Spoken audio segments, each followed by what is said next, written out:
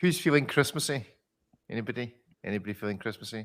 This What is hat's that? Christmassy. It's Is it hat Christmassy? red-ish. Let's see. Reddish. Reddish. Ish. Hold I on. like colorful lights. Favorite Christmas movie?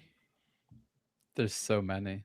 It's like a whole universe. Oh, come on, Ariel. We're 30 seconds into the show. Make a choice. Favorite Christmas movie?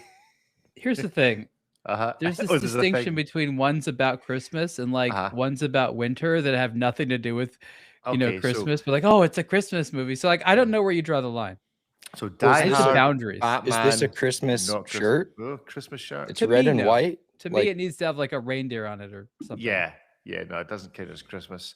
David, We're talking proper Coca-Cola Christmas. Christmas celebrations in Hungary. Is Christmas Day Uh, same day, different day? they're not the same since we don't have that Coca-Cola ad running with the Coca-Cola rubbing its products into the faces of the baby children like myself. Where it created this strong association between the brand and Christmas, which is in hindsight disgusting, but it worked at the time. My understanding is the Santa Claus, as we know it, with the red and the white kind of design, is an entirely Coca-Cola creation. yes, as I understand it, he used to be orange and white, and here we have the Coca-Cola washing with the polar bears and everything. But there was also like Krampus. David, do you have Krampus over there? Is that more of a thing in your region? Yeah, in some ways we have it, but not really. It's everybody's behaved very well here, so we don't need it. I think we just need to celebrate it for the corporate holiday has become. I know there's the religious types that I think that's like a separate holiday at this point. I think there's two layers to it. I think the Coca-Cola Santa thing is a myth. Is it? Yeah, it wasn't. Santa Claus with a red suit definitely existed before Coca-Cola. I'm not saying there was like none, but there was not a cohesive like this is what Santa looks like, and then they just like solidified it. well, Like, isn't- this is Santa. Isn't the Live Dutch audience Santa decided- wearing orange and like a cancelable attire? That's just Dutch for you. The Dutch just everybody wears everything orange. It's just the natural. Yeah, everything colour. is orange for them. They see red Everything as is- orange. I'm not. Exactly. I never thought I would be googling this, but I googled early depictions of Santa, and And he's wearing red and he's fat. So there you go. and It's how not a early? Coca-Cola How thing. early are we talking? It's the first 1930s? image finds of Google early. Google early. Google early. It's the first pictures on Google early. So that's basically, what basically 1997? That's probably Yeah, It's like people calling, it's a vintage GMT, and it's like a ceramic bezel, and it's like it's 20 years old. That's not Yeah, an that's- early depiction of Santa. That's a whole. Can I design a watch for Santa? That's really what I want to do. Like one that would be the So Santa the- tool. Didn't Seiko do it for the power design project, or the Maybe. the incredibly Maybe they did one. specialized watches, or whatever they're calling it now? Okay. There's I'm not saying it's a novel 1823 idea. I just think that'd be fun. American poem, A Visit from St. Nicholas, written by an anonymous author who worked at Coca-Cola, recounts St. Nicholas and depicts, and basically that is where the image originates from, as a portly, jolly, white-bearded man, often with glasses, wearing a red coat and white fur collar and cuffs. So apparently it goes all the way back to the 19th century. There's an Excellent. 1863 illustration by Thomas Nast, and he looks more Coca-Cola to me than anything else. Although he is smoking a pipe and has a Proto-Cola. gold pocket watch. Gold Did he pocket- oh, always there we have go. reindeer, or was that a more recent invention? Did he always have flying Yeah. reindeer? Like, He's exceedingly portly and has a I agree with the golden gold, though. sword. Santa I mean, has to have yeah. a gold watch. We must be Oh, the yeah. official watch show of Santa Claus, being in mind our color scheme. We are the kind of red and white.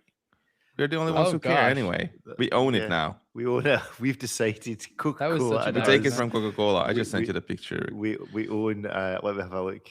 We own Christmas. Oh, right, okay. I've That's never actually thought to quite do It's actually a quite watch in the disturbing photo. blog to watch colors. I've never thought to do that. I mean, maybe it would be. Does anybody want that? Is that even a good idea? I have no idea. There we go. There's Santa Claus, circa 18. Everybody wants umpty it. ump. We'll I've make thought Santa our about it. brand It's got a gold- ambassador. I love our that he has testimony. a sword. Like he's Is he- Yeah, that's like, what I said. Yeah, he's strangling a doll. like a cavalry officer who's smoking opium. Yeah, yeah. Yeah. Look at so that face. That's off the charts high. That face. I love that he has a knapsack and the children's toy. Is that for him or for someone else? I can't tell if that's I his think he may doll. be He's delivering toys. Either he may be stealing Toys? them. He may be stealing and pawning Toys. them.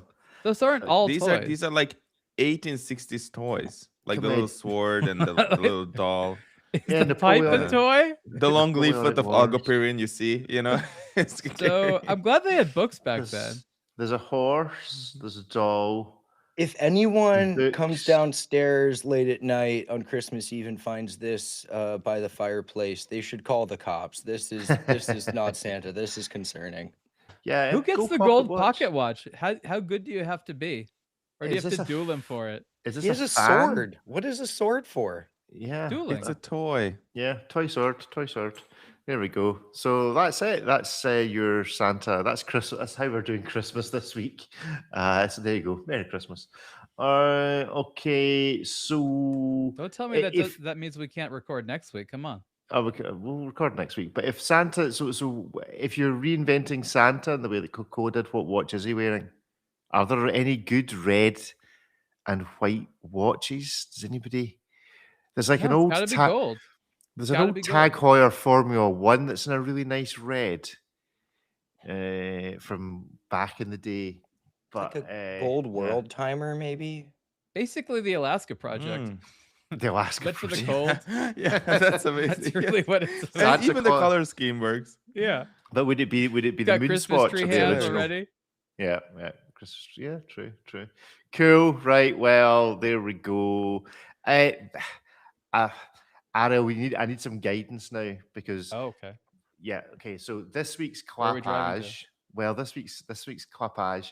I really want to break an embargo on this week's clappage, I but love I'm how not we going still to. have embargoes and it's I'm like not, a week I'm from not the going end of the to. year. So we're going to need to give weeks. a clappage this week to a brand. I think we can probably name the brand, but we can't name why they're so deserving of their clappage until the new year when we will give them a clappage again, because they seem to have managed to design a watch for fans of a thing Oh, I and know then you mean. use the thing that people are fans of in a deeply inappropriate way to add to the thing. Now, It made sense to me. it made sense to you. Well, it doesn't. Totally made sense to me. As a personal fan of the thing, it makes zero sense to me. And when I have told several people about, would you buy this watch celebrating this thing if it happened to be partially made of the thing that it's celebrating? And they all went, Okay, let me ask you a "It's no question. joke, It's slightly ironic that this is coming from the Panerai owner, who the Paneristi have used things to Hey, make straps and celebrate rubber the thing. strap." No, but are there other things you like, Rick, that you don't want made into parts of watches? Oh, there's a question. Things I don't, bits of my body. I don't want any part of my body. You made want to into a celebrate your watch. body in a watch? Okay, that's a new I don't want to special weird thing. No, I don't want to celebrate it in a watch. I don't want any bit of it made. Well, you know how Morris Grossman have the hair from Yeah. what's her name? What's the chief executive owner of Morris Grossman called? Oh, it'll come Oh. back to me in a minute. Okay, I Is it was reading about Christine? I don't know. Christina Hooter. Christina Hooter. She has part of. So other like, than body hair parts, from what her don't you head. want? I don't know. Would you want? Would I want? Like you bit wouldn't of mind tractor parts in the tractor watch. tractor You wouldn't mind parts? that. Yeah, Those yeah, but tractor no, parts? nobody died in the making of it. Yeah, but like animal parts are basically like raw Nobody materials. was We've been literally doing- rendered in the making. You think an animal was killed just for that watch? You think they like murdered it? Be like, oh, we need a strap. Let's just kill an extra animal. I doubt that.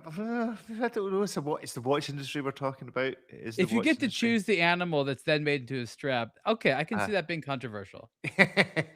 Anyway, so we can't tell you who it is. You'll need to wait till the new year.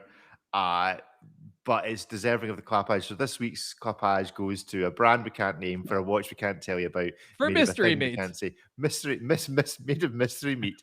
I reckon there's a decent chance that the press release is subtly changed for the time it actually comes about. Because I can't imagine I'm the only person that looked at this press release and went, "You are joking." You've made a watch I celebrating can this. almost guarantee there will be no change. It's No going to be change. rolled out exactly as we've seen it. I think the target audience wants it just the way it is. Just the way it is, as Oh, yeah. much pain and suffering as possible Oh, in the yeah. animal kingdom. Maybe I should send the press release to PETA and say, here's one for you for the new year. Happy New Year. Merry Christmas. You think People get excited about blood diamonds. You realize that, right? That doesn't true, turn true. anybody off. No one's Right, like, okay. oh, no, I don't want to buy. They're like, oh, tell me more. Okay, so a quick round of applause for an unknown brand, for an unknown watch we can't tell you about.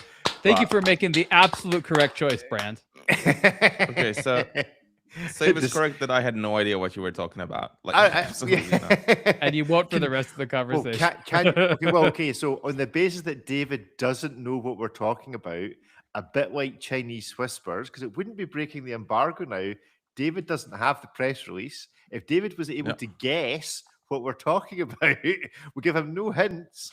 Would that be breaking the embargo? If David now was able to go, well, you haven't said anything, but I think it's the embargo is safe because you're going to lose this argument. We're very cryptic, and because nobody cares. So that's the perfect storm there to keep a secret. Right. Well, in other news, Ariel has added to his watch collection by collecting a large clock from what I believe is Isotope. Is that right? Very nice. I figured people watching needed to see what time it was backwards, I guess. If they're seeing it. Also the edit will just be delightful as it jumps around from minute to minute as Hayden cuts out vast swathes. Mind you, it's not got a second hand, so hopefully it does. Does it? It does, yeah, the wee little gray thing in the middle. I can't see it. Is it smaller a wee tiny one? Smaller than the hair off of Christine Hooter's head. Yes, is the second hand. I have that wristwatch. So this is the first time I've had. Actually, no, not the first time. The third time I've had a wristwatch and a clock of that wristwatch. Okay, this is definitely the weirdest of all. But this is nice. Looks good as a clock. It's good. It's good. I like clocks. What were the other two clocks, and why are they not on your wall behind you with like New York, London, Berlin? I'll tell you what one of them was. One of them was a Casio G-Shock clock that was like of the 5600 case or something like that. Oh, right. Okay. Cool. So that was stuff like that. I'm not saying like one of the Rolex clocks or anything. Right. Okay. Are any of those Rolex clocks official? I mean, other than the ones at Formula that used to be at Formula One, there's probably a warehouse full of them. The airport. Yeah, I'm sure but has anyone ever There's a bunch got an official one for use in their own home or office? Why has no one stolen them from airports? Is what I want to know. I mean, they're pretty high up normally. I've seen some. Yeah, you bring the leather. That's how you gain access to any place. On the Sunset Strip, there's a giant FP Journe clock sitting in the little Meridian Parkway thing, and I keep waiting because people are like cutting the heads off of statues for the scrap metal.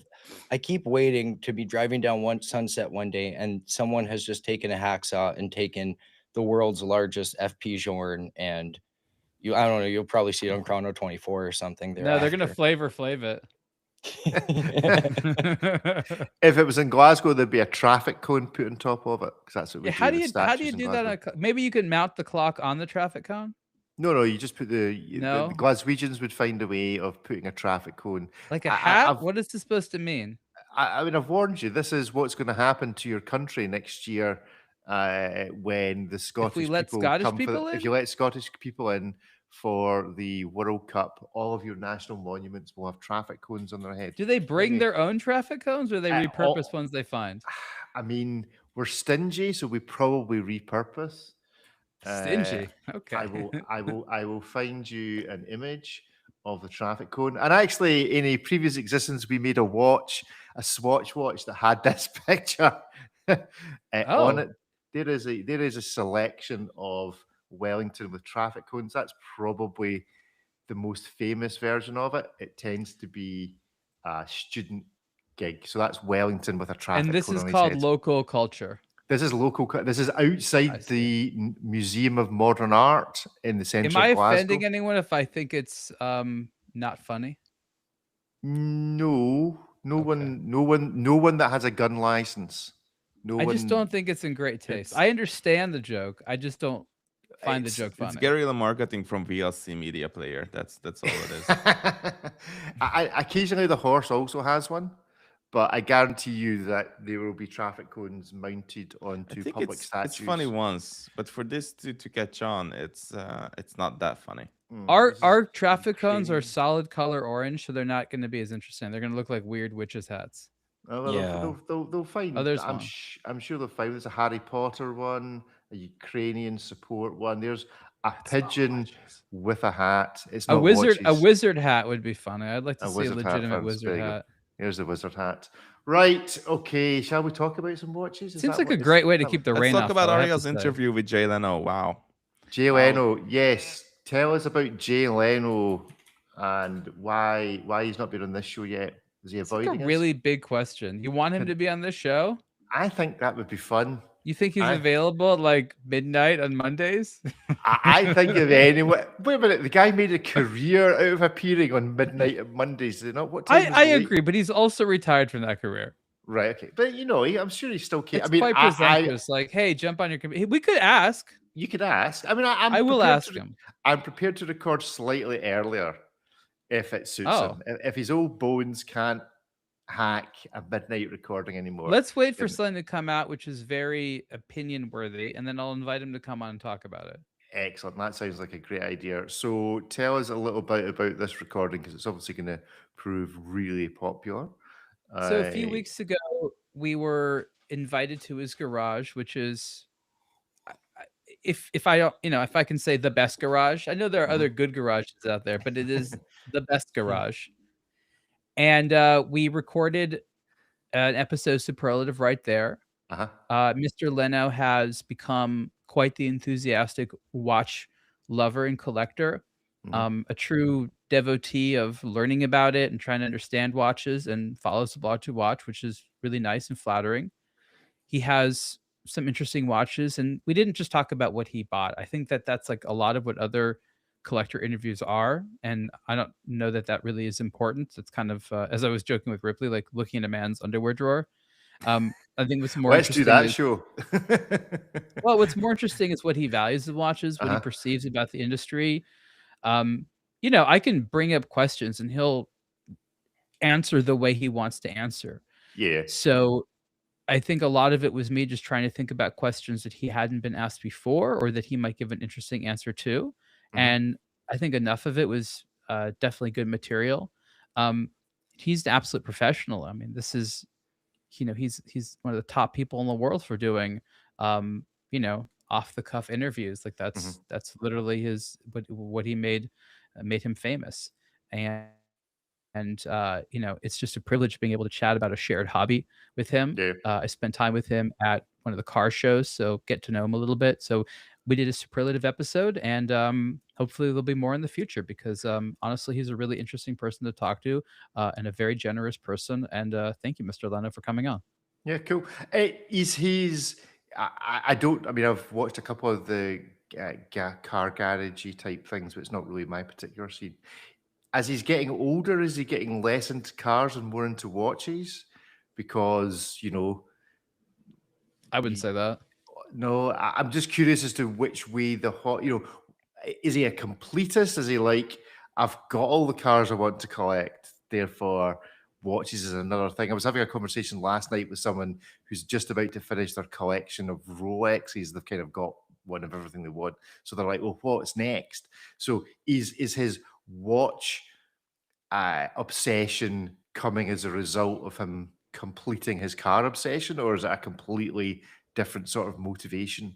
It's a different hobby. I think he likes it in the same way as cars in a lot of Mhm. ways. Of course, they're different. I think he approaches it mostly from the angle of curiosity. I Okay, don't think he's like, I want all the world's most important watches.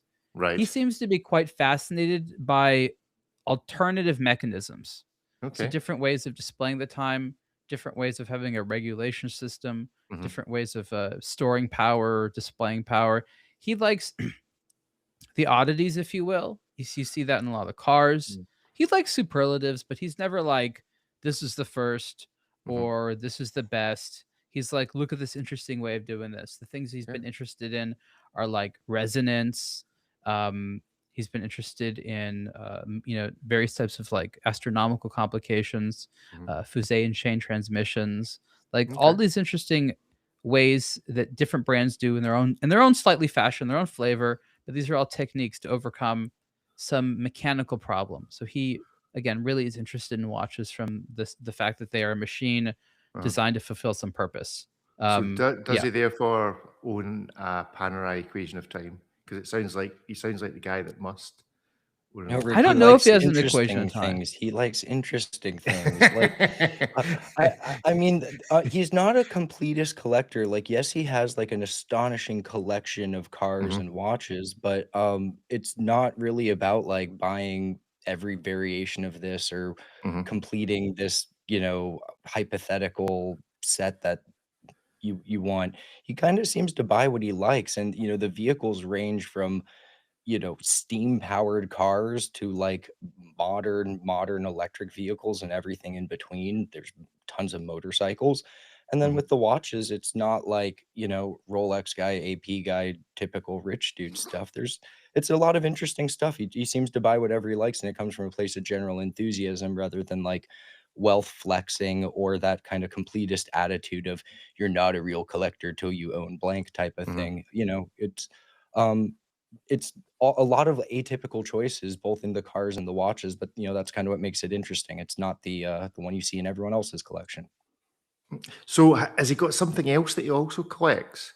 It doesn't feel like someone who collects cars and watches then doesn't also have a collection of. It's all kinds of stuff. He's got something else. artwork. He's got random machines. He showed me water heaters. Oh, does he have tractors? Does he collect tractors? Yeah, he's got tractors. Excellent. Right, get him on the show. We'll talk tractors. He's definitely got tractors. He showed us a few tractors. So sorted. Right. Okay. My common thread to me and Jay Leno, an appreciation of tractors. We can do that. I don't know how often he gets to talk about that. He might be delighted. Yeah, it will be a niche within a niche within a niche for sure. I could say, do you want to come on and talk about tractors with a real tractor guy? Tractors and watches. Well, he might not respond. If not, don't also feel bad. farm equipment, like he has a tank. A tank. There's like 2 tanks, like military looking amphibious vehicle thing. Well, the other guy who I was interviewed a long time ago about watches, it was at a Zenith event, a DJ who was called Carl Cox, and it turns out that Carl Cox's hobby away from all is he grows a very specialist grass for feeding racehorses on a little farm that he owns. So we geeked out about that, and the Zenith PR rep was kind of, this is not why we brought you here. We didn't bring you here to talk about advanced grass growing. You think we could get some racing grass? Racing grass does that mean something else where you are? It sounds like it might. Let's find out. I'm halfway through watching that Charlie Sheen documentary. I don't know if you've watched it. Oh, it's a good one. He seems quite familiar with racing grass as well as many other substances. Yeah. There's some cool few watches. Yeah, there's some watches. He has a thing with Nicolas Cage where he meets Nicolas Cage at the back. I brought that up before in the show. You remember? Yeah. I was like, I've heard this. I was like, I've heard this story before. Yes, I told you. Nicolas Cage chatting up somebody saying, "Do you like my watch? But what do you think about my watch?" Anyway, right. So, was there a driving conclusion behind your chat with Jay Leno? Or was it just a nice ramble through watches and collecting? Or is there some point to be drawn out of it from a guy who, if you like, can collect anything he likes in any way he likes, but he's chosen to do it in the manner that he has? I think it's interesting to hear about someone getting into watches today versus like 20 or 30 years ago. I think it's interesting to hear his perceptions on the brands and some marketing and some of the ways that he's, experienced it through retail or dealing with brands. I mean, he must get some serious. Julia Roberts, that film, some serious sucking up. There must be some brands try on with Mr. Leno in terms of. He's made a couple of watches already that he's sold as merchandise for his garage. He's worked with some company. Oh, right, okay. Maybe Sheffield, somebody I've never really heard of. They're not expensive. They're like a few $100, like $300 or $400, maybe less. Mechanical ones, and they, he just sells them as inexpensive things. I think there's a potential of him maybe getting more serious. Cool. where it becomes very impractical to make your own car, it becomes far more doable if you want to make your own watch, Yes. right? Yes, easier to leave a stamp on the actual industry you're collecting in the watch industry than the car industry. I'm not saying he's One going would to start a assume. brand, but Uh-huh. you know, brands are going to be throwing a bunch of offers at him about let's do this, let's do that. It'll be interesting to see Yeah. what he does. He's definitely like an active collector right now. Okay, We cool. don't know we don't know if he's going to stop doing that a few years from now. We don't know how much longer he's going to stay interested. Not everyone stays like super interested all the time. But the reality is that he is definitely like not just surface level interested. He's interested in a lot of the right reasons, and he's just a really nice, approachable guy. So it's so great that we have this amazing communicator, obviously popular collector. I think that's one of the things that for me makes him one of my heroes, is that he took the idea of turning your hobby into a job and making it something that was ever even something you thought about. I'm not saying he was the first one, but for sort of my generation, he was just someone who's like, oh yeah, and Jay Leno happens like cars as a hobby. All of a sudden, after his time being a talk show host, he still does comedy stuff, so he still does stand up, but like the car thing became his world, and he makes money that way. He's turned his hobby into a profession, which is the dream of so many, including of in the watch space. So he's this wonderful role model because he's done it. I'm not saying it's easy, and there's plenty of people in the car space who would love to go anywhere near being able to make money that Jay makes. And I think it's evidenced by all the cars he's getting all the time. Those aren't cheap. Maintaining them, that's a operation that requires a lot of churn, a lot of money, a lot of things to happen. I'm not saying he's a for-profit guy. He's probably spending a lot of what he makes, but that whole thing takes a lot to do. So he has to maintain. He's got to work to keep all that alive. So a huge amount of maintenance, buying new cars, logistics. It's, I mean, if it's you know how it is. You own one car. I remember in his garage, he has like cords going to all the cars to keep them charged because it's so often the batteries die in these things. It's just like chances are the batteries gonna be dead. He has to like independently like have electricity to every one of these cars, and there's just countless different things that has to go on there. So it's an amazing operation. I feel really lucky to have been part of it and to share world, see a little bit of his world, bring him into our world a little bit as well. I don't think it'll be our last conversation, but yeah, we're Cool. really proud of this episode. Good. Right, we'll go and check that out on Superlative, as well as the back catalogue of interviews that Ariel's done with many, many, many other quite interesting people. Let's have a look at, it's Christmas time. Let's have a look at how the world of retail is doing. We've all got our own experiences of what is going on the A Blog to Watch weekly WhatsApp group, which you're welcome to join if you can persuade one of us to let you in. There was some discussion about just how many brands seem to be doing quite drastic sales pre-Christmas, whereas normally they wait till after Christmas. And Watch Pro this week is reporting UK sales drop in Breitling of 24%. Now, to give some context, I think Breitling is probably considered to be one of the most ubiquitous brands in the UK. It's one I remember pre-getting into watches. Rolex, Breitling, and Tag would be the three brands I could name. So to see Breitling struggling in the UK as such a foundational watch brand in many a high street should be disturbing to many. So let's get a feeling for what's happening around the world in your zone. David, how does it feel in your part of the world in the retail space for watch brands? Well, whatever little I heard was not good. I can tell you that much. It's not looking great. For I guess the same reasons as anywhere else. Prices are very high. People are more careful with their money these days than they were, several years ago. The COVID bubble has burst. Not everyone is looking to make a purchase. I still laugh when I think back of all the people who came up to me during COVID and all those years, and they said, this is the watch I want. This is the watch of my dreams. I would sell my house before I sell this watch, and all this nonsense I was listening to for years, as people were trying to get a Daytona or a Nautilus or something like that, and they were trying to convince me to help them to get something like that, which is odd because I never said I would.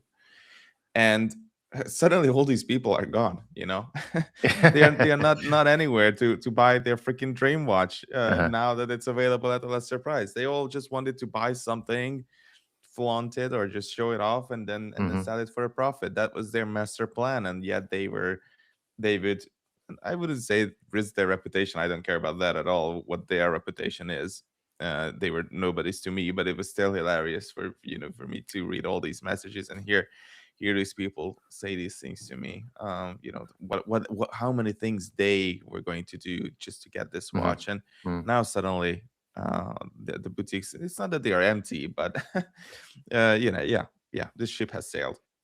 Yeah, Ripley, are there ships plowing out of the harbor? Yeah, I mean, Sinking without a as trace? David mentioned, a lot of people got into it just for the hype, or just because they had disposable income and they couldn't go anywhere, travel, or spend their money on other stuff. Those people are gone. A lot of models that were historically, during COVID, very impossible to get. They may not be easy, but they're, it's nothing like what it was. And I think the pre-owned prices reflect that. But I think Breitling's also a unique case study. I think across the board, probably for the luxury brand, sales are down. This isn't really a celebratory time. People aren't feeling flush with money, but Breitling's also drastically increased their price, in the last handful of years, as they've completely pretty much moved over to in-house movements. It wasn't like Rolex money years ago. You could get like a 7750 based Breitling.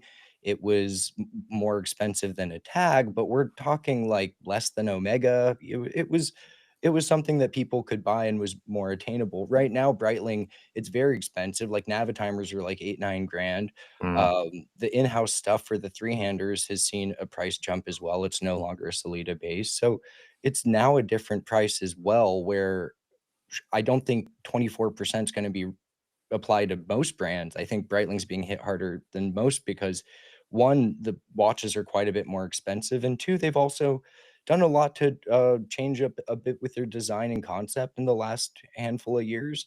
And some of the older buyers who wanted that masculine, drenched Avenger type of thing, the new Avenger is very different, and that kind of same statement applies to the rest of the catalog. So I think Breitling is probably feeling it worse than most, but only some of that's due to just the economic climate across the board. Ariel, what's your feelings about what's happening in watch retail at the moment? Are we at the bottom of the market? Is it just, a mess out there with a mix of, dedicated boutiques effectively run by the brands, mono boutiques run by retailers for the brands, and then multi-brand boutiques who actually maybe have some experience in genuinely selling watches and raising a client base? It's a very interesting concept, and there's just too much data that I'm not privy to, that I may never be privy to explain everything or to know the scope of it. But I can speak about a very specific thing that I think is leading to a lot of this. When you look at these numbers, it says like minus, 24%. It sounds like a huge decrease. And it sounds like the market is behaving in this like pathetically bad way.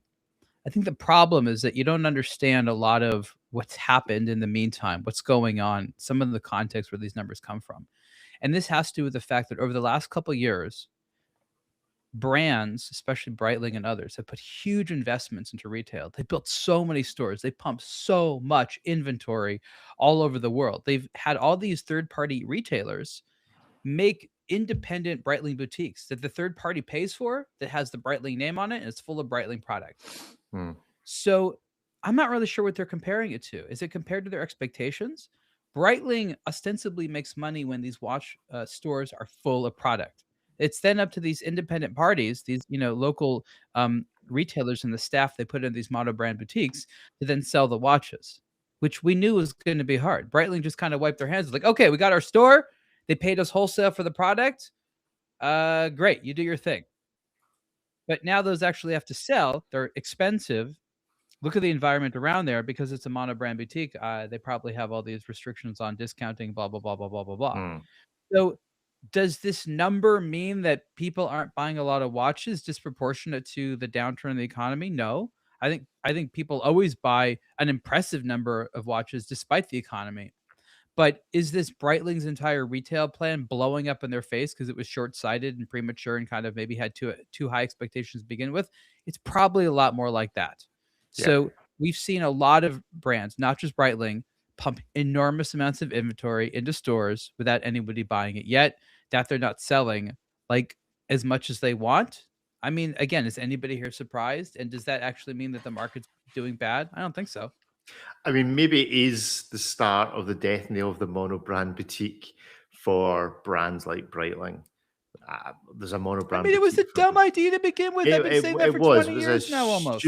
Stupid move for anyone except 5% of the Rolex. stores make sense. 5% of them. There's a very nice Breitling dedicated boutique in Glasgow on the main street where all the jewelry and watches are sold, and there's maybe it feels like it's dead most of the time when you walk past it. Whereas you walk past a monobrand boutique and there's always people in monobrand boutiques because they also sell jewelry. And so they manage to cover their overhead just by selling, £100 this, that, and this trinkets and necklaces and ear piercings and earrings. And then when they sell a watch, then they make a super profit from it. And that, boosts the rest of the business. But monobrand boutique just makes no sense to me. Never has, never will. I want to say something unless important. you're Rolex or unless you own the property. If you happen to own the building, then fair enough. Put what you like in it. You can rent the rest of the space out to somebody else. But the overhead these guys are taking on and the responsibilities for repairs they're taking on in their leases that'll expire 10, 15, 20 years from now, it's astronomical. In my opinion, if you've opened all of these boutiques in one shot, they're all going to be in similar lengths of lease. They're all going to expire at the same time, and you're going to have a big bill in a few years' time if you're trying to get out of these boutiques. Sorry, I'll go on. No, you're absolutely right, and I want to say that when you ask the question, who wanted these brand boutiques? It's not the consumer. Mhm. The consumer consistently prefers shopping in what we call a multi-brand environment. Yeah, consumers want to browse. They want to have a collective environment. That's what they prefer. It was the brands that said, no, we love the idea of our stuff being sold in a monobrand boutique. Mhm. We wanted to increase our desirability and therefore the amount of money we can charge per an item. But these are all attempts to make these things honestly less competitive. They're like, maybe we can get away with it, but it's just packaging. It's all packaging. It's like doing a bigger box or fancier wood. Doesn't make the watch any more valuable. Mhm. And it's so much more intimidating going into a monobrand boutique than going into a multi-brand boutique that also sells jewelry that you can go into if you like with whoever you're out with, your girlfriend, your wife, your family, and we're just going to go in for a look. Going into a place that's virtually empty with two salesmen staring at you as they try, when you're not in to buy it there and then, you want to have a browse. It's so difficult to effectively browse and learn in a monobrand boutique. David Ripley, your experiences? I think most people prefer a multi-brand boutique. There's just more to look at. There's a greater diversity of stuff, and there's naturally built in like the 3 kind of price tiers to help you narrow it down. You see the expensive stuff, you see the cheap stuff, you see everything in the middle, and you see kind of what makes the most sense. And then you feel good about your purchase because you saw stuff from a bunch of different brands. This is the one you like the best, or this is the one that made the most sense for the money you're spending, and you're happy with it. With a mono brand boutique, it's just the brand's watches, so you're stuck to a single kind of general price tier as well as a general design language. And it's a little bit less fun. I mean, there's the deep collectors who want to feel like are patrons of the brand and are buying tons and tons of watches from the same brand every year. Great. That's exactly who the mono brand boutique caters to. But I think most people, they just want to see watches and find something they like or discover new stuff or compare and contrast, or don't have a specific thing in mind and just kind of want to go shop. Why would you not want a multi-brand boutique where you can see it all in one roof rather than saying, well, this is great from one and then have to go walk around to 15 other stores?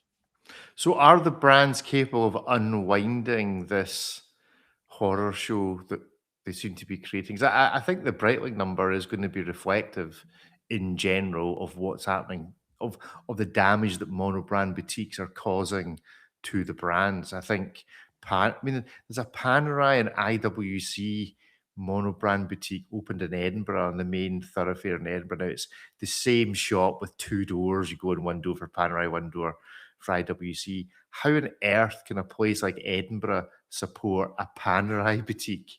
It just seems madness that in the country, in Scotland's most expensive retail space, there's going to be a Panerai monobrand boutique and an IWC monobrand boutique. So you're going to need 4 people, 6, 8 people on staff at the very least in order to keep that staffed 7 days a week from 8 a.m. to 6 p.m. or whatever, and all the other gubbins that goes with that. It's just mad.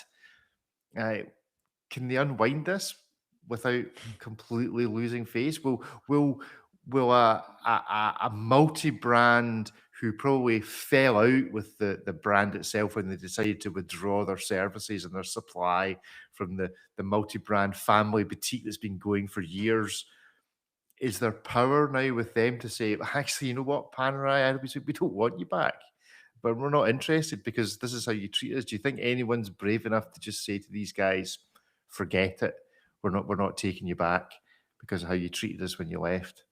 Some of them, yes, but here's the problem. When these brands like Panerai make it a strategic determination to be in retailers, they'll use money, they'll hire charming people, they'll do what they can to get those retailers to forget and promise that the next time will be different.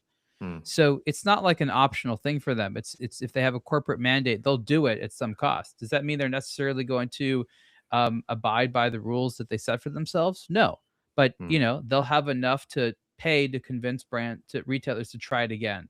So effectively, they're like the retailers. They change to every generation. They'll find someone new to try it until they mess it up again.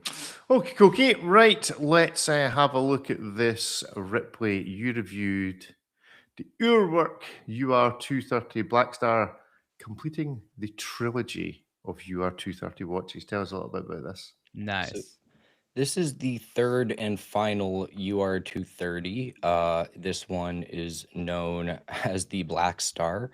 The first one had that lid on it. I don't know if you remember, a few years ago. Had similar colorway, black, yellow, very classic Urwerk. It had a layered carbon case, and it had this weird little lid thing that covered the upper half of the display. So you really only got the hours and minutes on the bottom. That's all fine and well. It was a cool watch, different case. It's sort of the evolution of the 200 platform they have. And then I believe 2024, they released the follow-up version, which was the Polaris. It was all white. I reviewed that one. We saw it in Geneva. It got rid of the lid. It used this white material for the case, which it's a composite that uses ceramic and fiberglass, all kind of woven in it. So it's white, but it doesn't look like milky white ceramic. It's more of like a sparkly white-ish type of thing. And it had Stormtrooper vibes. It was really cool. It was a tangibly different watch than the first one, the quote unquote Eagle with the lid. Now, this is the third and final. And I was kind of hoping that Urwerk would sort of stretch the envelope here and make a third one that was distinct from the other two. But this is really more one that sort of brings the other two together. It uses a case silhouette that's more similar to the Polaris without the lid. The material on it, though, it's similar to the white material, but it's a black version, and it has carbon also in its structure. So it has this interesting sort of patterny effect to it. As far as the mechanism, it's the same thing. This is a cool one. Obviously, you have the satellite. Yeah, you got the retrograde minutes, but then you can also augment how the automatic winding works. A switch on the upper left-hand side will turn it on and off, so you can disengage the rotor completely.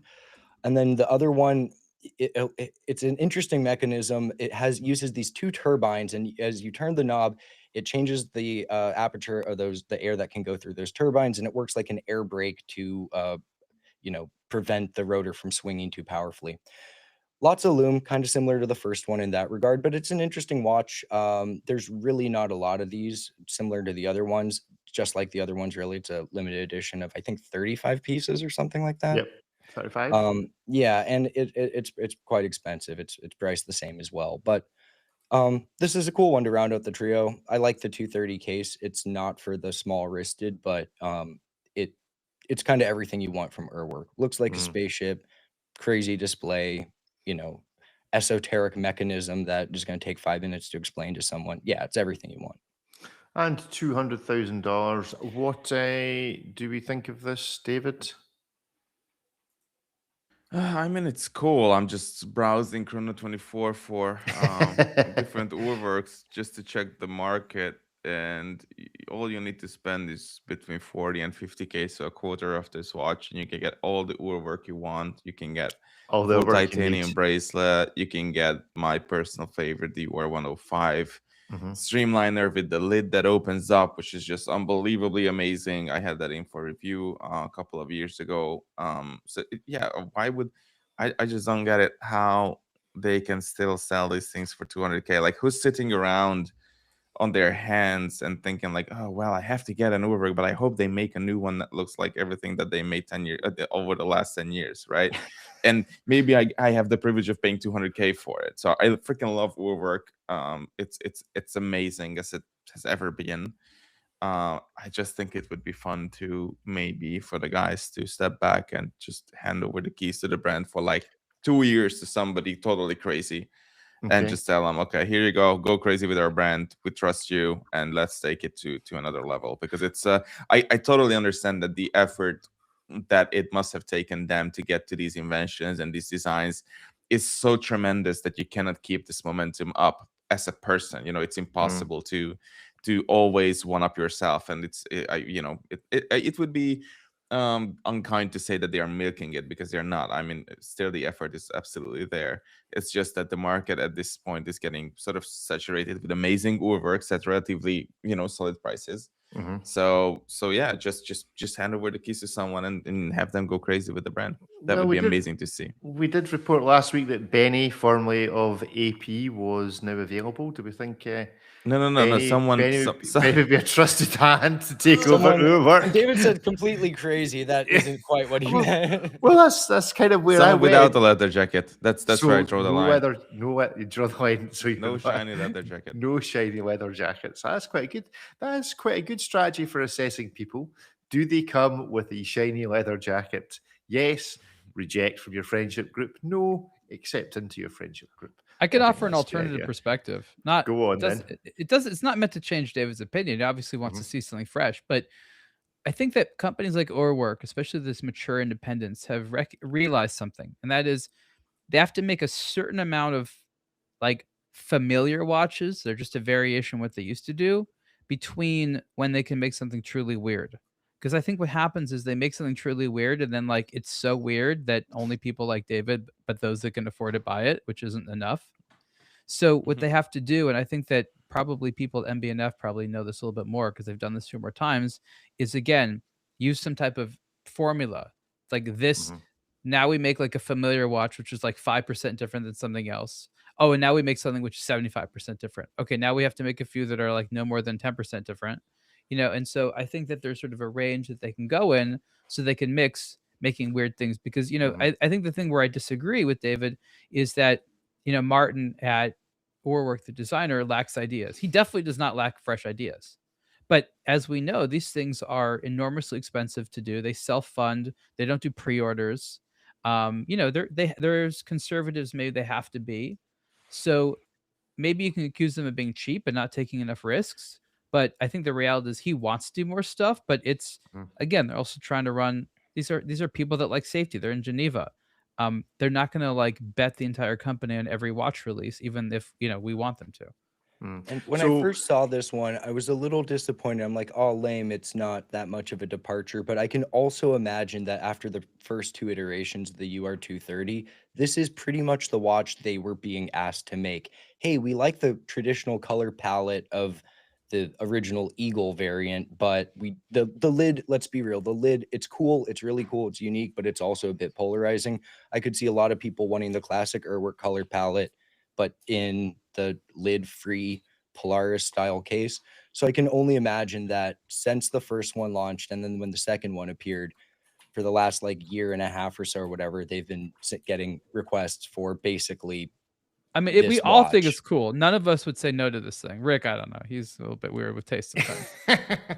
No, I like this. I like this. Oh, it passes muster. Yeah, this passes. Well, see, I like watches that tell time in unusual ways or novel ways. So I've got what's the brand? Former AP guy, Gorilla. So I've got one of the original Gorilla watches that has the satellite wheel similar to Urwerk. So I guess the question is, do Urwerk need to do an MB&F? There's been a couple of other brands recently that have produced their own like baby brand that they sell lots of them. They just have a smattering of the DNA of the original. But it's a money pit in terms of just getting the cash in to support the business, like MB&F or even Moonswatch. What they've done, do Urwerk need to find something that is the distillation of what is considered Urwerk? And you very much could say that Gorilla, like if Urwerk had come up with the Gorilla brand selling satellite stuff at $3,000, $4,000, $5,000, and then the Moonshot things like this at 200 grand or whatever they are, you could have got that. Is it too late? Is there something we need to see more high-end brands doing? Is this something they are going to see them doing in the next year? So here's what I think. I think you're going to see it, but it's not going to be done by Urwerk. I think less expensive brands are going to eventually convince Urwerk to do collaborations with them. So Urwerk just does the design part and maybe some little thing. It doesn't really affect the Urwerk watches. And that's how it will be. I don't see Urwerk having the internal culture and mentality to create a sub brand and try to pull all the strings and all the marketing stuff that Max Booster and his team is able to do with the Mad Editions. I just see the culture is different. But yes, I think that sooner than later, you're going to see less expensive collaborations with Martin and Felix. And it may or may not have the Urwerk name. And remember, they did, they've played around before. Let's say they're not strangers to this. Okay. So that is the latest from Urwerk. Now to get a bit political for the moment, we have some new rules. I'm not sure whether this is official yet or not, but the US could ask foreign tourists for 5 years social media history before entry. I don't know if this is actually broken the news in the States. Passport control isn't slow enough. That is exactly what we need. So I want to ask the question, what in your social media history would lead you to being banned from going into Switzerland? Which watch opinion To Switzerland. which watch opinion would get you, no, we're not letting you back in here? We've discovered on social media that you said bad things about a Rolex or something of that. I mean, maybe there's stuff on your Instagram account that would get you back. I mean, there's probably stuff on my Instagram account that would get me banned from going to the USA in terms of opinions that may have been voiced, even on this very podcast, about this particular gentleman. But the question is, which watch opinions do you hold that would get you banned from Switzerland? You're most offensive to the Swiss watch zeitgeist that might get you stopped at passport control. Obviously, I get stopped at passport control now because we left the European Union, so I have to join all the Americans. Whereas David probably just avoids all checking because he just wafts through as if on a diplomatic passport off to the events while us Luddites are queuing forever at the world's slowest passport control in Geneva. If anyone out there, by the way, can source me a diplomatic passport, I'm willing to pay good money to be the official representative of Micronesia or somewhere that allows me to use the blooming diplomatic lane at Geneva Airport. So if somebody out there can organise that, I'd happily be the representative of a small African country. For it live on air, so okay. Half a brain. Now, Blodgewatch officially has to say that the opinions and statements made on the show may not actually reflect the opinions of the organization. I didn't offer. No, I don't think I offered anything illegitimate. You can. You just offered to buy something illegal, so that's. I don't think it's illegal to buy. I think it would be like sponsoring. it would be Rick, do like you work for an freaking- auction house? There are some financial gymnastics happening over there that I'm not really sure how. No, it I makes think I can say that I would Please do not invest- bribe this man. I would invest in a small despot country if necessary. If buying a house over there was a requirement of getting a diplomatic passport, I think that's how it works in the European Union. You go and You you want to invest be a in diplomat Malta. to what country exactly? No, anyone that will take me. I imagine it's a pretty short list. That Could we you need be a diplomat of your Glaswegian. own country? Could you buy Oh, that? Can we buy a country? How much? No, is a your country? own of Scotland. The Scottish government don't. There's people in the Scottish government. Some of them don't like me very much for reasons that we'll definitely not go into in this show. So they don't want you representing their national. No, they don't. They interest. wouldn't Okay. want me representing them. So Not what yet. country I don't know. aligns best with your interests? I don't know. A sunny one. My interest is purely sunshine. Sunshine. So somewhere South Pacific would be fine. I don't think there's too many despot regimes in the South Pacific, are there? Not that I'm aware of. Is New Zealand? Is it viewed to be a criminal hub? Not especially. Yeah, there we go. So, which watch opinion is going to get you banned from Switzerland? Which the man at the best dressed passport control officers in the world in Switzerland, wearing their day dates, are going to go, sorry, you've showed us your social media. We don't think we're letting you in. I'm not sure what mine would be. I think it would probably, maybe it would be a Panerai related thing. Maybe it would just be that I have too many Panerai photos on my Instagram account. And they go, sir, we fear you may be hiding something that may cause danger to the rest of our population. What might you be hiding inside of your Panerais? Oh, that's a good point. Maybe it's something with a half hunter case that shows that you So, might be using I have it a to question. sneak If something in. I consume a ton of fondue in Geneva, and Mhm. so 56% of me by weight is Swiss, does that mean that I'm Swiss and I now qualify for Swiss citizenship? I'm So Swiss made per their legislature. I'm Swiss made at this point. I think By that's weight, an interesting vibe. By weight, yep. How many? I mean, would it have to be Swiss cheese specifically you ate? Would you have to be in the country, eat the cheese, leave the country, and then re-immigrate? It has to come In from order a to Swiss qualify? cow. That's right. Do we need Jean-Claude involved in this? Does he still make cheese? of course. Once you start making cheese, you never stop. Yeah. You can't get out of the game. The cheese Once- is making itself. You just Lifetime put it in the endeavor. cellar or whatever, and then it's just like it's becoming cheesier and cheesier. That's all it is. The cheese. I like how we owns have totally you. lost the plot by the end of the year, though. I mean, we Yeah, are we've totally been and utterly unable this week to talk about a watch for more than maybe 2 minutes. And We've been targeting this for some time now. It's been an inevitable downfall of this show. Did we Yeah, 200 stop episodes and then that's publishing it. about watches to talk about? I mean, Yeah, but I mean, I think it's just. I'll be honest. I think it's been a pretty poor end to the year. Other than the one brand that's produced a watch that I really want to talk about, but can't because it's under embargo for what they've done to something that I can't talk about. Which I'd love to talk about. And then your Jay Leno interview is great, but I feel that the general content of what watch brands are producing towards the end of the year does give the impression that most of Europe is already on holiday. And this is generally the trap I at mean, this time we of year. choose this time to write about some watches we may have not before, but there's actually the Orework, that was a new release. Or what was a new release? I talk about those Ingenieurs because they were new for this year, and I look at those again. I am genuinely going to go on to the Raymond Vial and the second look at the IWC Ingenieur myself and 5 other people possibly- like the David Kando. and the David Kando, just so Yeah. that I can pronounce his name properly for once. Sean So we- designed a watch with Schaefer and companions. And companions, huh? That sounds kinky.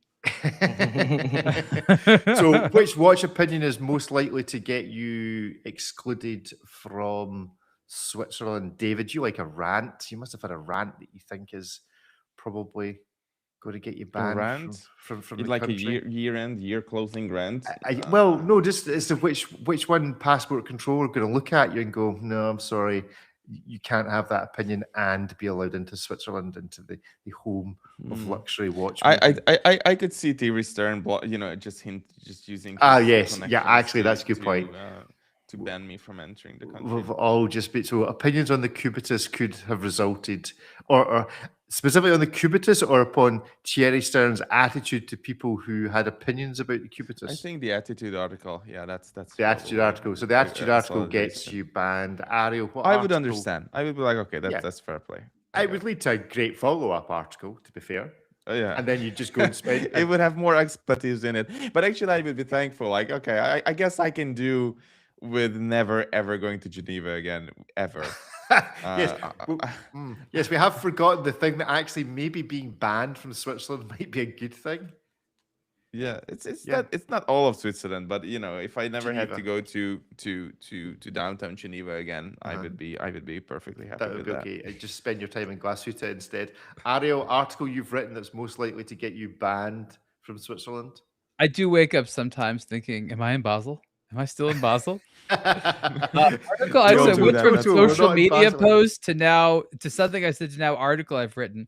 I mean, it's in the thousands. So there must be one in there. There must be one article there that you're afraid someone's going to dig up. Thousands. I mean, I have definitely questioned the value proposition of the fine craftsmanship of items made in the holy country of Switzerland. So is it opinions over the Geneva stripe and that are going to get you into trouble? I was complaining about the signature decoration of the Canton of Geneva and the qualities of one chronometer certification over another region's chronometer certification. That sounds like the sort of thing that would get you kicked out of Switzerland, to be fair. That people get into punching matches. No, my observatory is better than your observatory. It's very serious business. Forget the fact that they're all adjusting their watches several times a week. That doesn't matter. And they've all got G-Shocks back home. But yeah, I'm controversial amongst a very select niche of interest groups. Okay, and Ripley article you think might, or social media post might get you banned?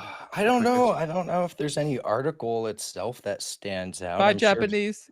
I'm sure plenty of Swiss brands don't appreciate my appreciation for the affordable side of the spectrum. But I don't know. I don't think I'm banned. I'm banned. You good value-loving bastard. Yeah, I don't think I'm banned for anything I've said. It's just how I've said it. My pronunciation of some of these brands' names or the people who work there, the technologies. That's oh my god, it's probably terrible. So yeah, I get up to the customs and they say, "What is your business here?" I say, "I have a meeting with insert brand here," and he looks at me and goes, "No, you don't." No, that accent. I'm sorry. The return flight to Texas is that way, sir. That sounds like the sort of thing someone would do. Ban you for mispronouncing their brand. I am an influencer. Yes. And on that note, let's go to David Cando, not Candillo. For years, I've been inserting an I in there for some reason. Not quite sure why. So David Cando, DC1 and DC6 titanium watches, avant-garde haute horlogerie. Ariel, you like these, but I feel that this also falls into the realm of they have windows in them which are rather small, which is something that you have taken offense at recently. Why do these get away with it? Why does that? I assume it's a power reserve at the top. Yeah. Why does this get away with it in the way that some other more recent productions do not? Well, I think sometimes you can forgive little things for overall concept. It's not illegible. And it's not like you can't see the dials. It's curved and it's got all kinds of stuff going on and things aren't necessarily what you expect them to be, but it's overall very well done. These are comfortable. I don't think I've ever liked this watch from just the shots. If I hadn't worn this watch, played with it, I wouldn't have necessarily liked it as much as I do. This is a very much in-person watch. Great example is the exposed titanium that has the guilloche engraving. Like, it maybe looks cool until you realize, like, oh, I can touch this. I can feel the texture. Oh, most other watches where you see the decorations on a dial, you don't get to touch it. Classically, of course, you could touch it. But it's like little weird things like this. The tourbillon with the inclined balance wheel, the weird magic crown, the elements of the female form, which you can laugh that this watch manifests, the nice finishing, the fact that David Cando is like a multi-generational watchmaker, This is a high passion watch, and you can feel it by looking at it, wearing it, and operating it. I'm curious. So the crown pops out for those that are familiar with the kind of Omega did it with another really light watch. I think Christopher Ward did it. Never has David Kando been compared to Christopher Ward. But can you declutch this? Because I feel like this would be the sort of fidget spinner that you could pop out, play with, if you could somehow declutch it from the mechanism. Or is there an overwind spring that I can't overwind it? So I it can has just a few different. I think just you might be twiddle able it. to twist it. Yeah, I think you could. I can keep twisting it and Yeah. without fear of blowing up the back of the watch. Or you don't need to twist. You can just kind of press it and watch Or it pop push it in and out. Yeah. Oh yeah, that might be good. So I can twist it, I can push it, and I can bop it. Is what we're saying. You can play with this watch. Yeah. We just need the sound effect from the game in order to get the full benefit of this watch. David Kando or Kanto? Well, this is an odd picture, particularly. This is like a particularly odd angle.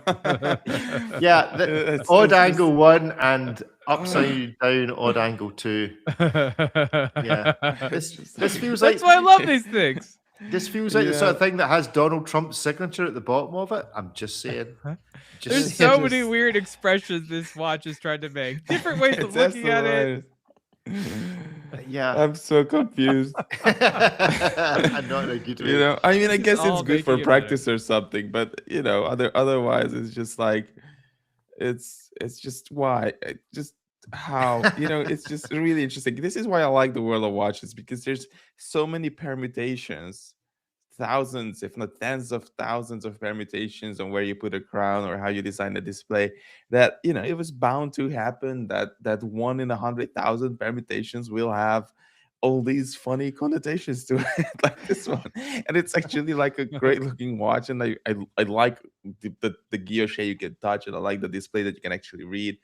It is just, you know, it's just a bunch of cool executions on it, but it's very, very difficult not to have these associations in my mind. So I guess I will leave it there. But thank you, Ariel, for all these very, very, very amazing depictions on You're on welcome. its, strong points. Yeah.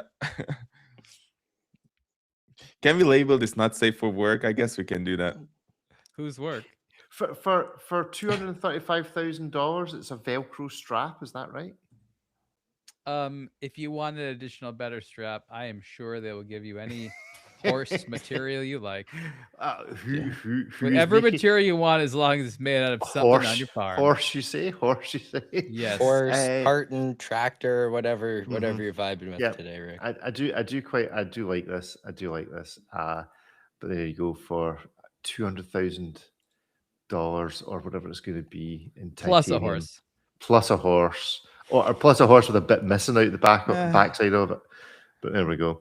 Cool. Right. And then to move us along, a second look, the IWC Ingenieur Automatic 42 black ceramic and 42 black ceramic and 40 18K gold watches. Here's my question about the Ingenieur. It felt like there was a moment where the Ingenieur was going to be IWC's kind of comeback into regular association with buying a sports watch. You'd buy an AP, buy a Royal Oak, you'd buy a Submariner, and it felt like IWC were going to get back in that conversation. And now it feels like they very much have not got back in that conversation. I don't hear anybody speaking about the Ingenieur. I've not seen anybody wearing an Ingenieur. The only comments I've heard about it is folk going, blimey, that's expensive for an IWC three-hand sports watch. Have they missed the boat? Is it just bad timing? They had a long time thinking about bringing this watch back during key popularity stakes of integrated steel sports watches. Did they just miss the boat, or is this just my view of what this feels like in the UK market? Maybe it's really popular in the States. I think this watch is a slow burn. It was never going to be the thing which was an immediate hit. It just slowly gets popular. I know that it's getting more popular. Okay. I know that they haven't actually shipped that many. I know that other versions, like older versions of Ingenieur, are Mm. becoming more valuable because this one's hard to get and people like care about Ingenieur again. So, we always remind people that like these watches originally took like years and years and years to get popular, and then we're like, oh, it's not sold out day 2. So I think we need to give these things more time. Okay. This is a watch that I think you need to wear. You need to sort of discover. It doesn't immediately hit you like this is amazing. It really is kind of a slow burn. Mm. I mean, they are lovely watches. The solid gold one is a lovely, lovely watch. Ripley, David, experiences of the Engineers, or the reimagining of the Engineer since its launch a couple of years ago. I quite like them, but I do see them out and about a bit here in LA. Okay. Not a ton of them, not compared to like Royal Oaks or Rolex or something like that, but you do see them out and about. And as Ariel mentioned, was never like the hype watch. It had a bit of a moment upon its revival, but this wasn't like a flash in the pan for IWC to bring it back. This is going to be something that continues to sort of play a role in its catalog. They clearly put a lot of time and effort into the revamping of it. So I don't think this is going to be the Moon Swatch. Everyone cared about it for about a year and then moved on. I think this is going to be one of those things where everyone really cared about it for a year, but they're not going to move on. You're just going to see more and more of them. This is it's very different than what you get from IWC. So I think it'll be a bit of a slow burn, but I see them. I see them. I see more of them now than I did when it first came out, and that's probably just somewhat due to the more it being in existence. But you also figure that if people are still wearing them and it's not like the hype newest watch, they must be they like them. They haven't sold them. I mean, it's not really front and center on IWC's website for those watching on YouTube. It's not really front and center in their presentation on the website. It's all still perpetual calendars, etc. And there is quite a range of these things now. Like, they really have gone to town on all the different colors and variations of materials, etc., and some complications built within them. So yeah, maybe it is a slow burn. I do like them. They just do feel quite expensive. 10 grand for a three-hand Engineer. Yeah, I just had the black ceramic version in for review at the same time when Ariel did the follow-up. So my article is not happening, but I did have this one. And that's like 20-something thousand, 21,500 or something like that. But this is the big IWC movement. So the 82 series movement, not the 32 series movement. So this is not that movement that we've seen in other watches from Baume & Mercier and Cartier and others. But this is like a very specific IWC movement, and it was beautifully done in terms of like dial, the case, all the rest of it. It was a badass looking watch.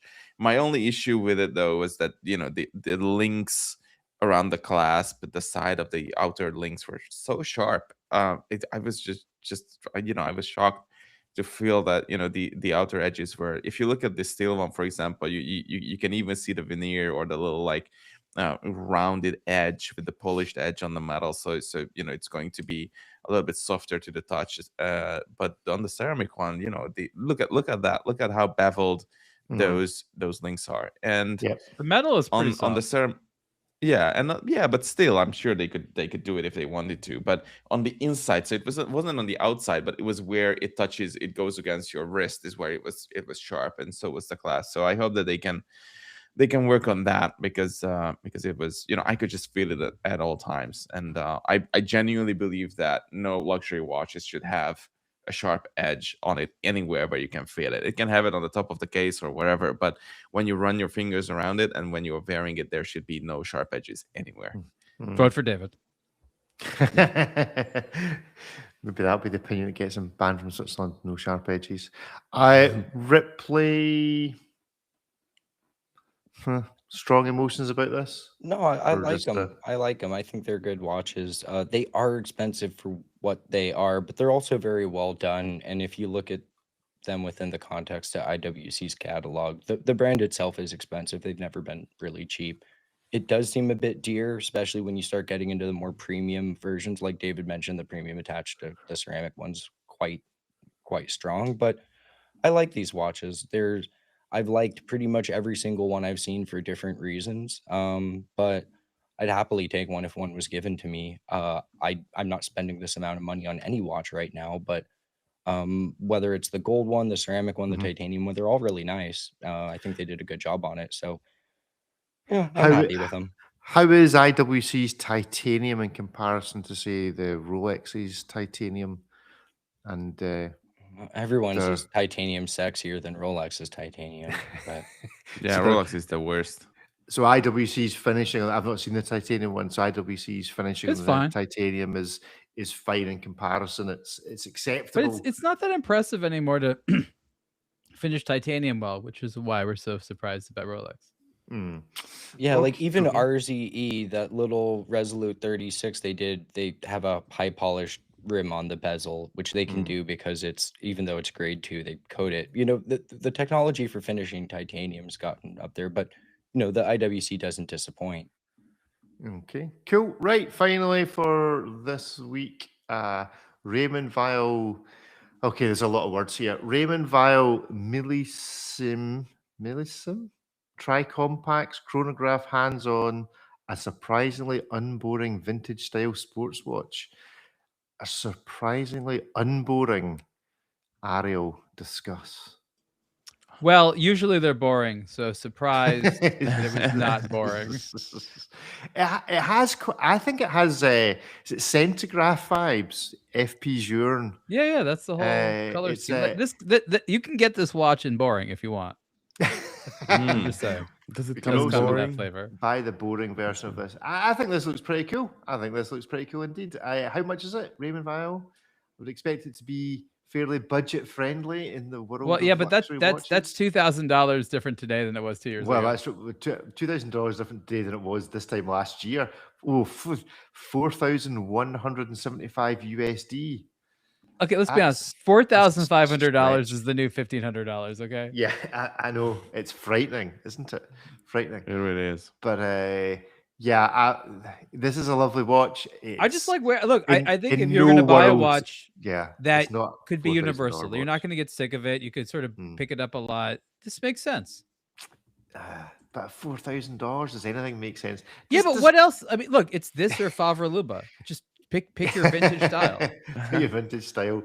Yeah, I think I'll choose no. What are your other options? G-Shock. Just a G-Shock. Just stick with the watch you've got. That'll be my watch opinion that gets me banned from something. You do not need more than one watch. That's it. That's the hell I'm dying on.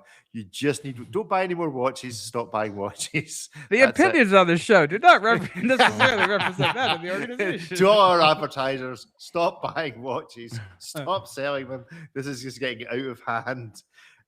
Yeah, this is lovely. I'm just not sure. Just don't buy it. For me, stingy Scotsman, it's not $4,000 worth of lovely. For how much is the Panerai American? I don't own a Panerai chronograph. I own one decent watch. And how much are those like 3 hands on it? There are 2 hands on it. No, there are 3 hands on it. No, actually, there's 4 hands on it, depending on how you count them. Because it's got a running seconds and an AM/PM indicator, just in case you can't tell. Couldn't even get that GMT, huh? No, it's got a GMT. Actually, it's got 5. We've got 5. It's got a GMT hand. It's just it's hidden. I forgot. How did you miss GMT. 3 hands? You're just like, wait a minute. Because I've taken my glasses off the top. I'll put my glasses back on. It'll be fine. I'm starting thinking of more than one Panerai. You didn't know which one you were wearing. Rats caught. Yes. Caught out. I just move them around quickly enough, and it makes it look like it's the one. They all look the same, anyways. They all look the same, anyway. Right, Raymond Weil. They're, as a brand, they feel like they're going places at the moment. They feel like they're in a wee pocket of. Well, they were, and now we're not so sure. Now we're not so sure, right? Okay. They were. The Millesime was great. The chronograph, some of the chronographs are good, but we'll see. Look, I like the Takata, but the Takata's not going to, not going to send them flying like the Millesime is. Okay. So what do you do with a brand like Raymond Weil if you actually want them? For Christmas, we'll give them a Christmas present. Some free what to do next to encourage the people who are shopping in the $4,000 market, which frankly is most of us, to make it more desirable and to make it the go-to brand in that price point, what would they need to do, Ariel? Very simple. I think they need to look at some of the successes we've seen. It's been intermittent, but everyone from sort of Christopher Ward to Oris, who's been competing in these price points, has shown that the way you make a mark for yourself is not necessarily just by product. Anyone can do nice product, but through community. Throw some events, show that you're integrating with the public, show that you want to see people. They need to have the Bernheims out a little bit more. They need to show what the Raymond Weil lifestyle is. They can't just be like the brand you bought at the mall to go to your nice event with. They have to show you what the nice events and lifestyle are. So they have to build enough of the lifestyle and recognize that while these might, be a low priced thing to someone buying Omegas, these are like a step up for someone who just bought like a $1,000 indie brand watch. And they see Raymond Weil as like, oh, that's like a mature Swiss brand. Like I want to aspire to like be part of that world. So I think that that's what they could do, is they could attract the people, sort of who was previously buying an indie brand watch to like, oh, this is a proper Geneva brand. And technically they are. Yeah. I mean, the likes of Christopher Ward are coming for watch brands that sell at this price point. Are they the most successful other than Rolex current brand, probably in terms of market growth and getting out there and the events and the presence of the people behind the scenes with members of the general public, probably. And their price point is slowly stepping up inch by inch more. You're trying to suggest that Christopher Ward is the next most successful brand of Rolex? I would, in terms of how they've experienced the last year, I mean, not an overall revenue, but they're probably going to be right up there in terms of profitability in the percentage terms. I'd be interested to look at the books in terms of that would be really, because usually companies that are making money spend more, and they're notoriously bad for spending. So how does it look? If you want to look like you're making a huge amount, but you're not spending an amount, that means you have a lot of debt investors. That's what that says to me. You're not actually doing amazingly. You've got a bunch of people that expect all your profits. No, I think I'm not sure that's the case in terms of Christopher Ward. I think it's probably a slightly different motivation because of the people who are involved with it currently and how they got involved with it. They'd already made their millions elsewhere. It's not a vanity project in that they're not vain people, but it's not we have to drive profit out of this for shareholders. But it turns out they are. We'll see what the results. They keep talking about their number. They keep announcing their market gains. If they were just sort of like a humble, quiet brand that's just having fun, they wouldn't do any of that. They don't have shareholders. They don't have to announce these things. So the fact that they're announcing their performance, they're announcing it to someone. Who are they talking to? Right. Okay. Well, me apparently, but so other than Raymond, it's a good point you make about Raymond Weil though, in terms of they need to get the people involved in the brand more front and center, the events, the engagement with the community. Is there a brand right now? Because I feel the likes of Oris and that have fallen off of that wagon, if you like. Is there a brand that someone of the scale of Raymond Weil at the price point that should be looking to, in your opinion, as to who's currently doing it the best? Which brand at this level is engaging the community the best at the moment? David, Ripley, Ariel, particular experiences with brands? I actually don't know. I'm not really part of that community. I don't spend a huge amount of time as a voyeur on social media to see what goes on. I'm not the perfect person to ask. From my perspective, I couldn't tell you who's doing well. It's a quiet period right now. As they said, brands are leaning into retail infrastructure. They go to their events, that's where a lot of these brands go to. But in terms of doing it themselves, small brands, I don't know. Maybe someone else can tell me. David, the brand that sprung to mind for me was Nevada Grenchen at the moment, but maybe I'm wrong. Maybe that's just the algorithm speaking to me. I'm not on Instagram anymore, so I have no idea. And to be honest, I don't care at all. Media. And neither should you. Nobody gives a hoot who's trending. Doesn't matter. Buy what you like. Who's trending? David refuses to be trendy. Ariel, come on, we'll be the trendsetters, Ripley, me and you. I don't know. I mean, it's not so much who's trending, but just I think Ariel hit the nail on the head. Just a general increase in marketing. People know the name, but they haven't had any modern reference to it. But there's a lot to talk about. The watches that Raymond Wild's been releasing recently have been stronger than in past years, certainly. They have a cool catalog. They have stuff to talk about. They're, a respected Swiss brand, independent, all that good stuff. It's just to remind people that all of the good things about them and get themselves in front of people and start forming that relationship with the collecting and enthusiast community. They don't really do any of that. They're just kind of this brand you see and know, but there's nothing really going on, or that nothing really about it that, as Ariel mentioned, sort of like, what does the Raymond Wild lifestyle look like? I have no idea. They like music and stuff, but they don't really do enough to tell us about it. What's that TV show? Everybody Loves Raymond? Was that? Yeah, but that's Ray Romano. Surely they need him as their brand ambassador. There's an obvious. You just get him. Everybody Loves Raymond. There we go. I've solved your marketing problem for you. Problem solved. Moving on. That'll fix it all. Yes. That'll fix it all. Right. Good.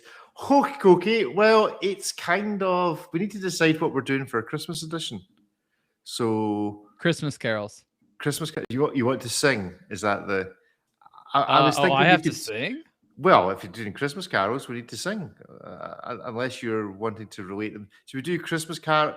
Which watch is a Christmas carol? You want to select a Christmas carol, or we'll choose an appropriate I'm sure watch? Jacob & Co. makes one of those music box ones. I'll sing a Christmas carol. So for next week, the watch you like is Christmas carols. I don't know what a Christmas carol sounds like because I've never done one. So there must be an obscure. You're really putting me into dark waters here. Okay, well, excellent. We like to put you somewhere where you're uncomfortable. David, there must be some funky Hungarian Christmas carols that we can find an appropriate watch to wear. The culture that just keeps on giving, huh, David? Who thought that Hungarian culture was going to become the foundation? Got to be some extra, some additional weird thing you haven't talked about yet. Oh my God. No, I don't think there is any. I don't believe that. There's going to be some legendary Hungarian version of Santa Claus that somebody sings about at Christmas time. Ripley, favorite Christmas all very carol? mild. It's just surprisingly mild now that you pointed out. Murder at Christmas. Ripley, favorite Christmas carol? Or we need a Christmas themed watch you like for next week. So pick something Christmassy. It doesn't have to be a Christmas carol. Favorite Christmas gift. Christmas foods. Item. Favorite Christmas food. Is there a traditional food? There we go. Is there traditional food that the seller's household has on their table that nobody else has? And what watch is that like? Well, it's not at all traditional. So we're in Southern California. So despite my mom's side of the family being Japanese, we're basically Mexican. And so we make tamales every year. Tamales. Okay. Yeah. I'm not quite sure I know what that is. I'm assuming it has a tomato content. What? No. What? No. You've never heard of a tamale? I've heard of it, but I couldn't tell you. It's mostly corn. It's corn masa. You stuff it. You steam it. No. How can you call something tamales and it not involve tomatoes? That just seems weird. A fair point, sir. Okay, so tamales is on the seller's Christmas table. Ariel, what is on the Christmas table? You've got some Ukrainian heritage there. We're talking the best Chinese takeout you can find that isn't too busy. Excellent. Chinese takeaway. We'll do that for Christmas. So which watch is most like a Chinese takeaway? Grand. Okay, come on, David. Give us something that's going to appear on the Hungarian Christmas table that we can research. A big bottle of Coca-Cola, I guess, just because it's just wired into our system. It's true, though. I mean, people do like to reach for the good old Coca-Cola when it comes to freaking Christmas, which is odd because it's just a thing. Okay. That and arguments about politics, probably. You could do like a proper bingo there. Proper bingo. Okay. Yeah. Okay. Well, so Coca-Cola is the most generic Christmas thing you can think of. The weird thing that will be in our Christmas table, that's always in our Christmas table, is Melba toast. Are you familiar with Melba toast? It's like a cracker, right? Well, it's toasted bread, but your average slice of toast or slice of bread is cut in half through the middle. so it's extra thin. So Yeah. for some reason, we always have Melba toast at Christmas. So we're looking for the most flimsy, would break type watch as a You result got of dips? Melba You putting in toast. dip? Is that why you're doing it? No, I just butter it normally. Have it with soup. I think Yeah, maybe you're that was- using it wrong. Is it I'm using it wrong. you put anything on Okay. it, or is it just like thin No, toast? it's just very thin toast. It curls up. It becomes really crunchy. It's very nice. There We should be all tr- this whole ad where there's like the Melba Toast people, like they storm your house for Christmas, like emergency, emergency! You're using our product wrong. Let's show you how to celebrate with Melba Toast the right way. the Butterball hotline for Melba Butter toast. on Melba Toast. And they freak out. Okay, so that can be our watch you like. That would be our Christmas edition watch like, because I refuse to do a review of the year show unless people really want it. But I don't, Yes, let's 'cause- talk about watches, please. Let's talk about watches. That's boring. We could use the talk about Christmas. randomizer. Talk about random ones. All right, we'll do. Why don't we do? We'll do watch you like for those, and we will do. How many days it'll be? Well, we could have done a Christmas calendar, like 24 random watches from the history, and we'll open each door and see what's behind it. So maybe we'll try and set that for next week. And you're gonna have to speak for 30 seconds without hesitation, deviation, or repetition on a watch you may not have seen for 15 years. I'll just show you the picture. It'll be like a traditional advent calendar where you just open it up. You don't get a chocolate, you just get a picture of a watch and you have to tell me what it is. There we go. We'll turn it into a quiz. There we go. I like that idea. Doesn't sound too complicated or convoluted at all. Anyway, right. So have you bought your Christmas presents and are you buying any watch related gifts for anyone in your life or yourself to close the show? Any watch purchases coming this way? Anyone you're trying to get into watches by buying them a F91W or something? I guess you Ripley? can get a good discount on anything you want, given the news, right? Yeah. Just buy some There's watches. Now's the time. discounts available. Well, Ariel, I no mean- watch content in the stockings for anybody. Look, I think the best gift that we got was that the tariffs that were imposed on Swiss Watches America go down to just being annoying size, not what the hell this is going to destroy the economy size. So what other gift could I ask for other than the resumption of strange business? Donald gives the best gift. There you go. Ripley. Well, I don't think it was Donald who gave the best gift. I think it was Rolex who gave that the Like best gold gift. That was bar. the clock and Just, I mean, is there anything so? It's just surreal to see. Yeah, I'm not even discussing about it. It's just There's it's nothing gold can't fix. You know that. There's nothing. That's basically it. That's basically the vibe. So, and David, no watch themed Christmas for you, for anybody in your family. You're not buying some annoying Not swatch really. for someone. No, to I keep mean, I you awake always at bring night? something that I have in for review, so we can, so okay. I can just. It's always fun to gauge the feedback of non-watch enthusiast people on whatever nonsense I have in Oh. for review. So that's fun. So you have a Christmas Day watch. Ariel, you feel like somebody who might have who might put a bit of thought into what they're wearing on Christmas morning. Excuse me? Squeeze me. Do you have a Christmas themed watch that's already you're thinking that's the watch I'm wearing on Christmas Day? No, there's a lot No. of thinking going on. No, No. Not that one. surprises me. No, that surprises me. Green, There we go. red, no. Green, red. Okay, fair enough. Right, well, that is our show for this week. Thank you all very much for joining us. We will discuss exactly what a tamale is next week for those that don't know, because shocking you don't know what a tamale A is. tamale is. Does it make you more happy if we could tell you that we'll get them on a street corner for you? Yeah, if you want to send them across, that's fine. Rick, I'm going to send you a video of me making them. Between my wife's family and mine, I've got like 2 days of tamale making. Tamale making. Yeah. And They're no also wrapped in tomatoes. something which is not edible. Oh Don't yeah, they're forget wrapped that in part. corn husks. You might like corn husks. You're a farmer. Yeah, they're wrapped in corn husks when you put them in. They're cooking it. Right. This seems You need to weird know to not me. to eat the corn husk. Is the Right, point? They okay, don't. that's fine. That's not built in on the packaging. It doesn't I say mean, that. It next to doesn't inform you. tacos and burritos, tamales are like the most famous Mexican dish. Refried beans or No dish, not like a side, like a Pesetas. a Right, main okay. thing. I don't think people No. out of areas that serve it know what it is. I've seen that. There's no idea. No. So on that bombshell, we shall leave you for this week. Tamale for now. Food Bye-bye. exploration. Bye. Bye.